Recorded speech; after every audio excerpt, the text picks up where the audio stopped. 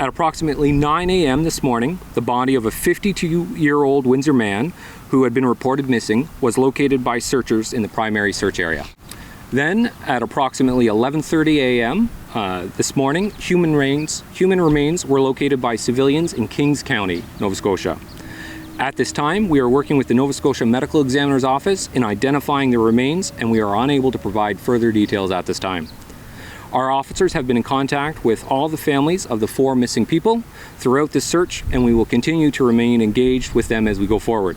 We have a number of partners and stakeholders who have been assisting us in the search efforts, including approximately 60 ground search and rescue personnel from West Hants, East Hants, and Valley search and rescue teams.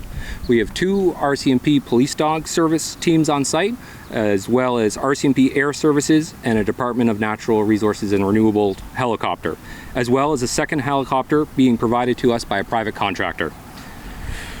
We've also continued to try and reduce the water level in the primary search area through the use of industrial high-flow pumping equipment.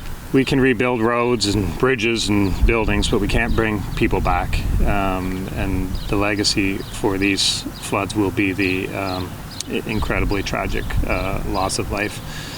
I do want to say that the heroic efforts of members of the RCMP and volunteer firefighters, search and rescue teams, community members, completely heroic efforts to return these people safely has been awe-inspiring. I had a chance to be down on site and talk to a number of them.